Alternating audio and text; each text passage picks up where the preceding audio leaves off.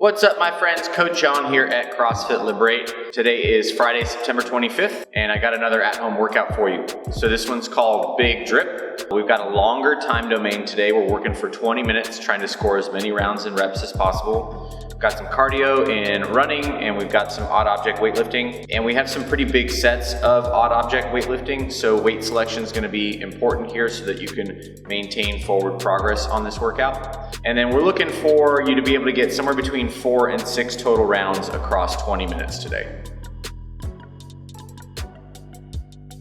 All right, let's take a look at our warm-up for Big Drip. So today we got 3 rounds of 30 seconds each, starting with active Samson.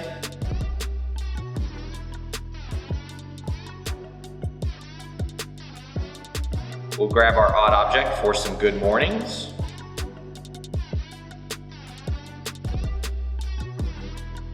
Then into some active Spider-Man stretch.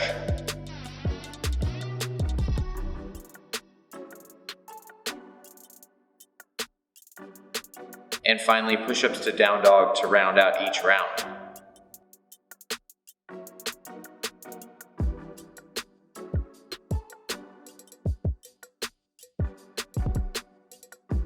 Once we finish 3 rounds there, we'll go into some mobility work. So we'll do 1 minute of a straddle stretch, trying to get those feet as far apart as possible, reaching that belly button and chest further forward. Then we'll hop up and grab either a door jamb or a post and hit an ankle stretch, 1 minute per side. Really feeling that stretch both through the belly of the muscle and down through the heel and the Achilles. All right, let's take a close look at Big Drip. So here we have a 20-minute AMRAP, 400-meter run, 30 odd object ground to overhead, and 40 odd object bent over rows. So cardio and weightlifting movements are incorporated into this longer AMRAP workout today. Large sets of odd object weightlifting will demand good weight selection so that we can stay moving throughout this longer time domain. Over the 20 minutes of work, we can expect to complete 4 to 6 rounds. For the run today, let's aim for a 2-minute effort. Decrease the distance or choose a substitute in the video description below that allows for a 2-minute effort across the duration of the workout. For your odd object ground to overhead, you can pause at the shoulders on the way down, but not on the way up. Let's load up our odd object with a weight that allows you to work through the 30 reps per round in no more than 3 sets. For your odd object bent over rows, load your object with a weight that allows you to hit 20 to 30 reps unbroken, same as the ground to overhead. And as always, further movement subs and modifications are in the video description below. All right, let's take a close look at our movements here, starting with the run. Let's consider what we're doing with our knees. Similar to a box jump, this movement involves a lot of landing. The height isn't as high, but the number of times the feet are making contact with the ground is much more frequent than a box jump. It wouldn't make sense to jump and land on a box with locked legs or feet in front of the body. When we land on a box, there's a natural absorption of our body weight through a soft knee bend. We'll want to aim for this soft knee bend today when running. A soft knee to absorb each step is easier on the joint and leads to more efficient running.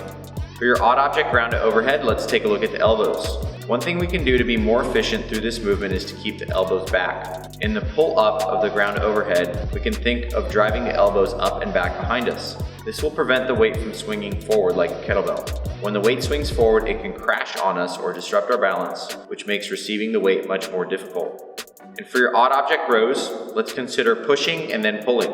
On the rows, we want to think about pushing down and then pulling up. Slightly pushing down with the shoulders to initiate the movement can help better involve the lats and help maintain bigger sets.